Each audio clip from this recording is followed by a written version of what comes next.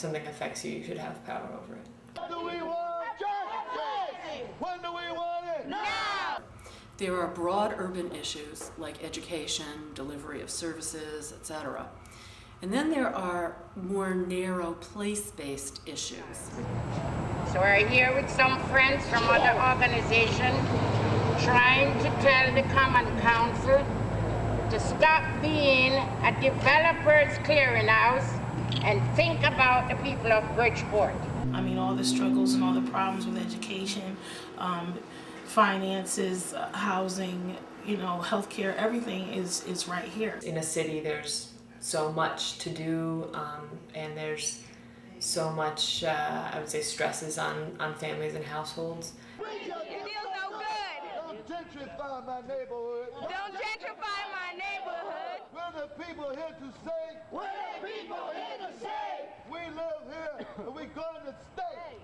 The place-based stuff is usually around quality of life issues.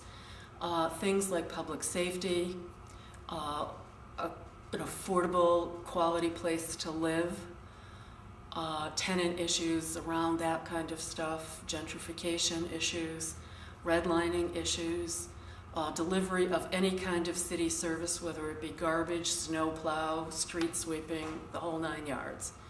The strength is in the struggle because we all want to change it. We don't want to live like this. And we all as people do what we can with what we have, So imagine if we had the necessities. If we had the necessities, we could probably change the world.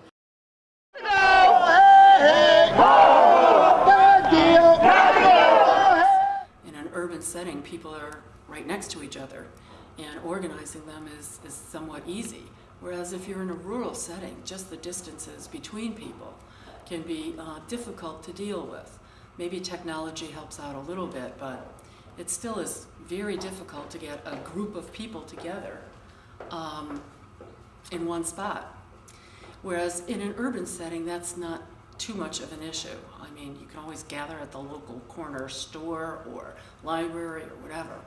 I think like closeness and availability of transportation, like things as simple as being able to use a city bus system, and then as simple as being able to go from school to school across the entire district in a very small location is really important. So for example, when we do school dismissal outreach, we can go to 3 schools in 1 hour and a half period of time, and that allows us for a great breadth. Or we can flyer through what's ostensibly almost the whole district, or certainly the more low and moderate income neighborhoods in the district. And I think that's a benefit for us. I think within the community we look to the larger cities. For people in my generation, that's where the bars were. And for younger people, that's still where the bars are, but I think that's where people tended to congregate. Well, my parents grew up in the 60s and the 70s. So growing up, I was familiar with the Black Panthers and Martin Luther King and all the whole civil rights movement, and even Woodstock. I mean, just all about being free to be who you are and having everything that everyone else has, and be put in a position that you can achieve the same goals as everyone else. In college, learning about the civil rights movement certainly inspired me, and then later on learning about organizing in the 70s and 80s and things like organizing against predatory lending or organizing to get the Community Reinvestment Act, and against redlining. All of those things certainly inspired me. I went to college in the 60s, okay? So, we shut down the college before graduation. That was the Vietnam War, civil rights, Cesar Chavez. So I would say all of those definitely influenced us. And certainly in organizing urban neighborhoods, I would say the civil rights movement still resonates very strongly with people.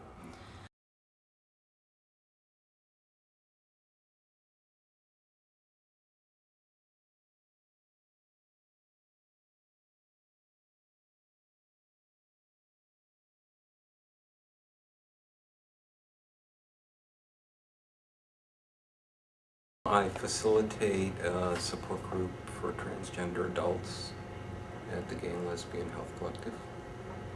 And most of the rest of my involvement is financial, contributing to grassroots movements in Connecticut. I've been involved in the movement in Connecticut since 1992. When I moved back into Connecticut, everything seemed to revolve around Hartford. And I've noticed in the past 8 or 9 years, things have decentralized. Where once there was just Gay Pride Connecticut, which was always in Hartford, now there are pride activities in New Haven and Norwalk areas, Danbury areas. Where once there was just a community center for all of Connecticut and Hartford, now there's one in New Haven and Norwalk. I think some of the leaders or the people in leadership roles when I moved back into the state no longer seem to be in those roles. And I think their place has been taken up by two areas in Connecticut, the marriage movement, the Love Makes a Family movement, which is pretty grassroots, and True Colors. That was started in the early 90s as a community org project by a social work student and has grown into the largest organization of its kind for kids and young adults in the country. So those seem to be the two primary places for political action within the state right now.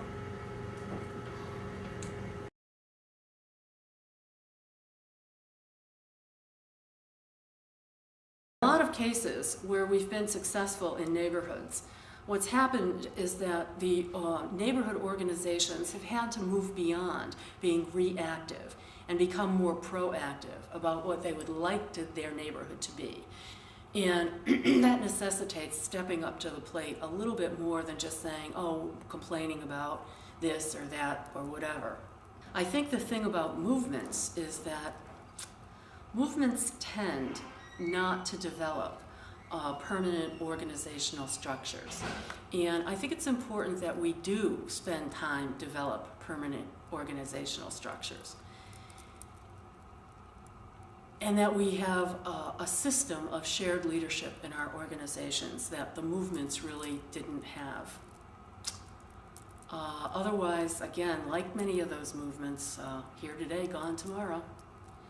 And you have to start from scratch again. And I think that's a bad way to go. It's not productive. So I think we've learned something from the movements. And then dealing with some of the more intractable issues in urban areas. Like why after organizing for 30 years in an urban area is it still not the best place to live? What's wrong? What's going on here? And I think that our most recent insights have been around the fact that, for the most part, the war on drugs has pretty much killed social capital in urban communities. The way the war on drugs has been waged has really sapped families and neighborhoods and communities of the energy it takes to keep them together. And policies around the war on drugs, legal policies, healthcare policies, justice policies, judicial policies, all of them militate against building a successful neighborhood. The strength is in the struggle because we all want to change it. We don't want to live like this. And we all as people do what we can with what we have, you know. So imagine if we had the necessities. You know, if we had the necessities, you know, we could probably change the world. And I think that's probably the fear. And that's why everything happens here.